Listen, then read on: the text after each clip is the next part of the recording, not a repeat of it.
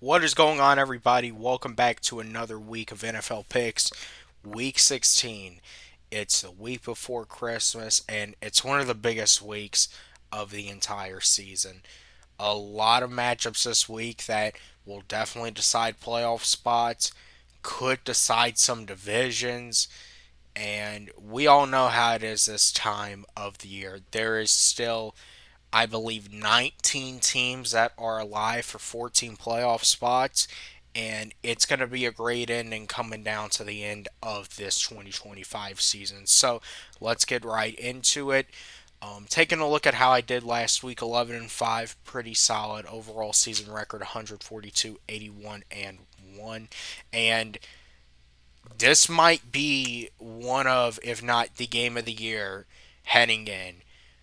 The 11 and 3 Rams, the 11 and 3 Seahawks from Seattle on Thursday Night Football. You really couldn't ask for much more in a game. And this is a game that could decide the NFC West. It could decide the number one seed in the NFC. I think I saw somewhere if the Rams win this game, they will essentially all but officially have the number one seed locked up. Whereas if Seattle wins this game, they take first place in the NFC West and they control their own destiny to potentially having that top seed or at least winning the division. Now, this type of game, it being in Seattle, I really think that it's going to come down to how much can the Seahawks defense hold this Rams offense in check. Devontae Adams, it's very likely that he's going to be out, but Matthew Stafford, he's been playing like the MVP this year. They have Puka Nacua, one of the best wide receivers in football, and I feel like for the Seattle defense, you're definitely going to need them to carry the mantle most of the night.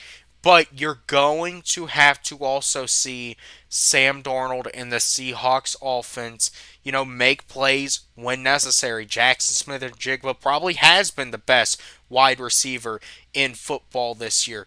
You need him to show up in this game. With all that being said, oh, and the Seahawks are wearing their new rivalry jerseys. They look great.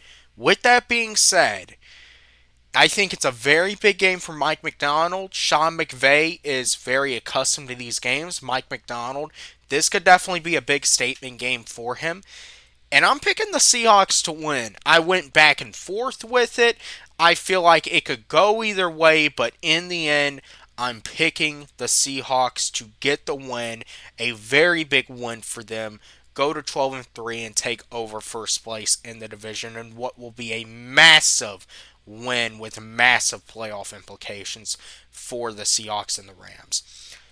Next, heading into our Saturday slate, we have two Saturday games, both on Fox. The first one, the Eagles at Commanders, and Philadelphia will win the NFC East with a win here. It will be the first time, if they can win, that the NFC East will be won by the same team back to back years in over 20 years. And I think the Eagles get it done. Washington just shut down Jane Daniels for the year. Now, I could see the Commanders maybe keeping it close somewhat. Marcus Mariota has proven that he is one of the more capable backups in the league, especially in the system. But Philly knows that this is a game where you can come in, you can take care of business, and seeing where the Eagles currently stand, you really don't even have to sweat that much these last couple of weeks. You want to come in, take care of business. The entire nation will be watching. You get this win here. The Eagles, they win the NFC East. Next, Saturday night in Soldier Field, a very big playoff, a very big game. I almost called it a playoff game, and it kind of is for both teams. The Packers and the Chicago Bears, who are leading this NFC North. And a win here, I think, would do the Bears a very big favor in taking a step further to wrapping up their first NFC North title since 2018. Now, the Packers have obviously had a lot of success over the Bears recently, especially in Soldier Field. But this is Ben Johnson. And the Packers, you're dealing with the injury of Michael Parsons, who tore his ACL. He's not going to be available for the rest of the season. You're going to have to deal with that. And it kind of puts Green Bay in a spot similar to where they were last year, where, yes, they're a good team, but can they win this type of important game where you know Chicago is going to get up for it, and they understand how important it is. And at the end of the day, I fully expect to see the Bears come out in this game. They're going to run the football. They're going to try to take control of it, with that two-back system that they're running. And I'm picking the Bears to get the win and go to 11-4 on the year. It's going to be a gritty game that I think Chicago comes out on top in. Heading into the Sunday slate, the Chargers and the Cowboys. And personally, I feel like for the Chargers, getting a very big win against the Chiefs last week, you take a step further to solidifying your playoff spot in the AFC. Dallas with a very, a detrimental loss on Sunday Night Football to the Vikings. But Dallas still has those types of games that they're just weird in a sense. And honestly, I feel like this is just a game that the Cowboys are going to come out and win, kind of for no reason, but they're still going to end up finding a way to win this game. So give me the Cowboys to pick up the win here. I think the offense goes off, has a nice day. Chargers stay in it, but in the end, just one of those weird games that Dallas wins at the end of the year. Really to build going into next year. So give me the Cowboys to win. Next, the Vikings and the Giants and Minnesota, a very big momentum win for them against the Cowboys. And you're looking to keep it rolling. J.J. McCarthy, who has faced a lot of criticism these past 2 weeks, has really shown a lot of improvement. You love to see it for if you are a Vikings fan. For the Giants, Jackson Dart, that young, exciting quarterback. I think for him, the big story is he has to stop taking all these risks because he's an electric player. But if you keep playing the way that he is playing, you might not last long in this league. With that being said, I feel like the Vikings are really building right now. They're building towards next year, trying to grow some chemistry between J.J. McCarthy and these receivers. They particularly need to build some with Justin Jefferson. This is a good spot, I think, for them to do that. So I'm going to pick the Vikings to win and go to 7-8 on the year.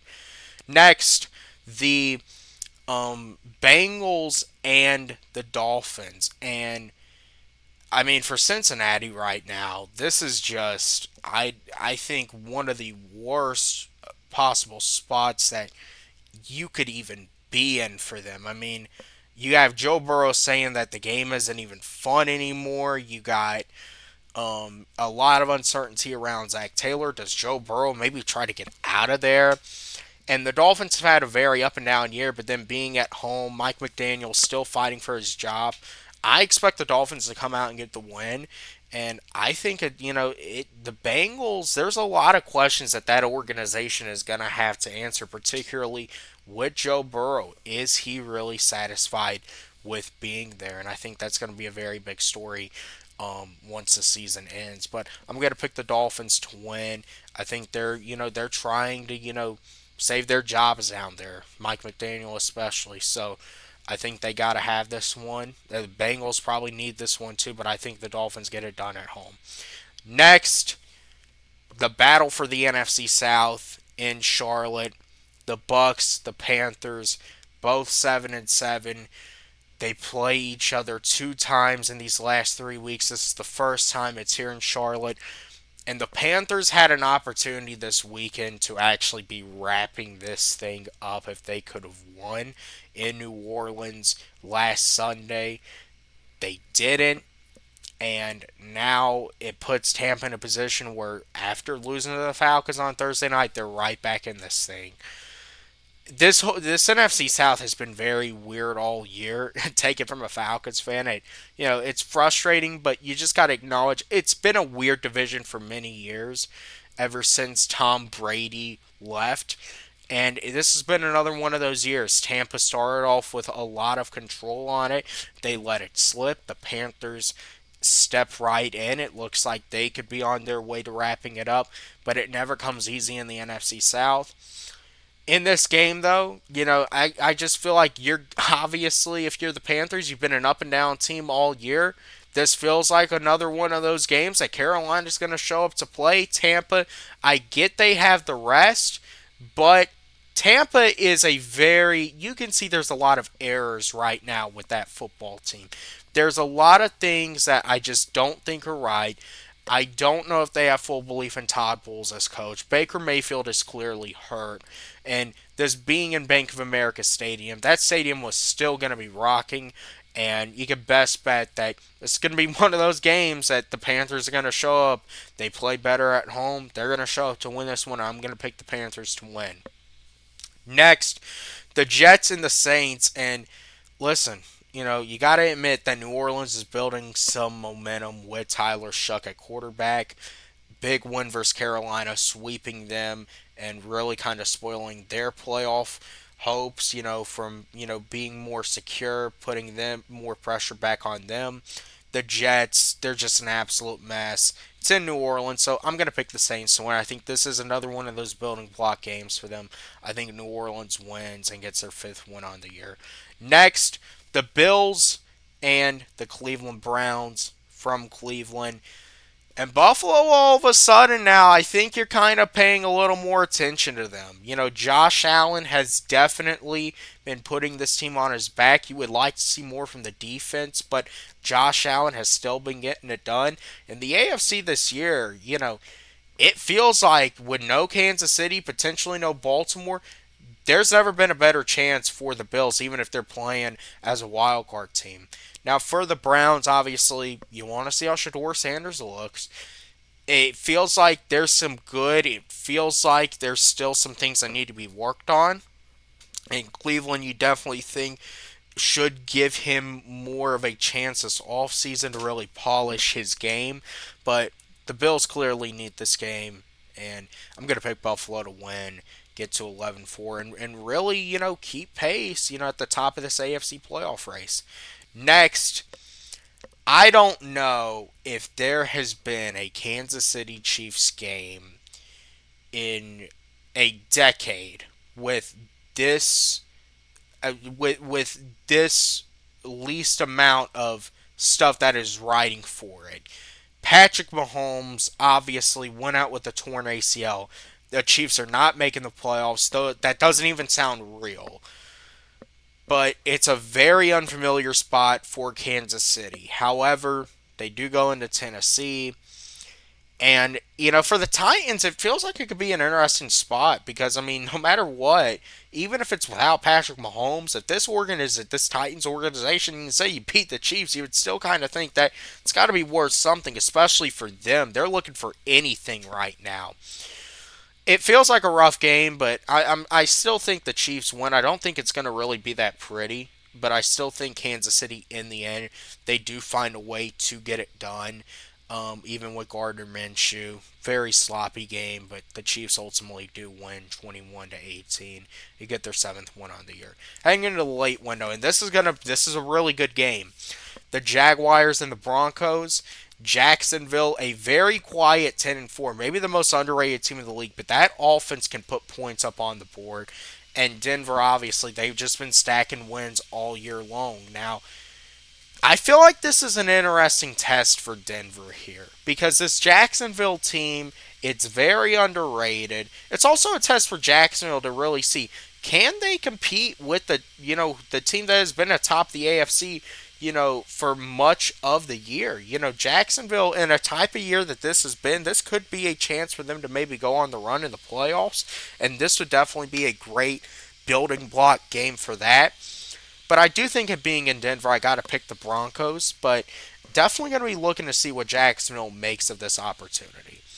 Next, the Falcons and the Cardinals, and both teams obviously not making the playoffs. But in the end, the Falcons, they do get the win against the Buccaneers. Take with it as you will, obviously. It feels like every week you could get any sort of Falcons team out there. That's what has kind of been so frustrating.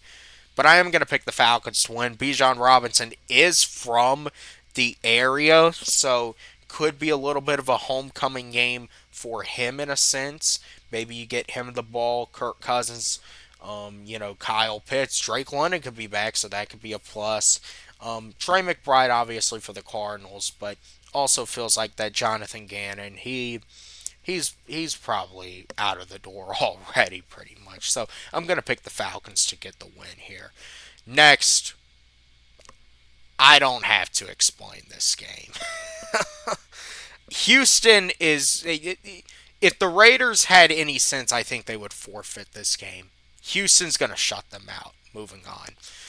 The Lions and the Steelers, very interesting game. Both teams, try to play that gritty style of football. But Detroit needs this. Detroit clearly needs it. Pittsburgh does too, but this is a game Detroit really has their backs against the wall. And them at home, you really feel like they got it. They got to have this game. So I'm going to pick the Lions to win. I think they come out. I think they do it with their running game. David Montgomery, Jameer Gibbs. It's going to be that type of game for them to where they get it done on the ground. And they stay alive in the NFC playoff race. So I'm going to pick the Lions to win. Sunday night football, and a very big game for both teams, but especially for the Baltimore Ravens. They're looking to keep pace with the Pittsburgh Steelers atop the AFC North. In New England, they had a big mess up against the Buffalo Bills. They're looking to try to get back on track and close in officially on the AFC East. Um, and it's going to be a good game. I'm telling you, it's going to be a very good game. But, New England, when you blow that type of lead, take it from me, it can really hurt some of your confidence. And I really also think Baltimore knows they need this game. It's a late season game. Baltimore's accustomed to this spot. It's in prime time and in M&T Bank. I'm going to pick the Ravens to win here. I think they come out. I think they get some momentum rolling into this game. They really, they could put themselves in the driver's seat in the AFC North in this game if they can win. So I'm going to pick the Ravens to get the win here and really get back on track. And final game of the week, Monday Night Football. The 49ers and the Colts, and everyone's going to get to see Grandpa Philip Rivers in prime time. The 49ers, really, they're a quiet 10-4. It doesn't feel like they're 10-4, but they are 10-4. The Colts are, essentially, this is an elimination game for Indianapolis. Now, call me crazy, but I feel like this entire story, it could go one of two ways. It's either the 49ers are going to dominate, or Philip Rivers might just have one more, signature performance in him. He didn't play bad last week versus the Seattle Seahawks. And when you consider that 1 week before the game, he was watching, just like the rest of us, Red Zone on his couch. I think you got to give him, a lot of credit for that. Now you give him a full week of actual preparation, knowing what it is. San Francisco at the end of the day is beaten up. They need this game. I'm gonna pick the Colts to win. It may sound crazy, but I'm gonna pick Indianapolis to win. Feels like it could just be one more Philip Rivers signature moment in prime time. But with that being said, I appreciate everyone for watching. Remember to like, subscribe, comment, share, and I will see you all in the next one.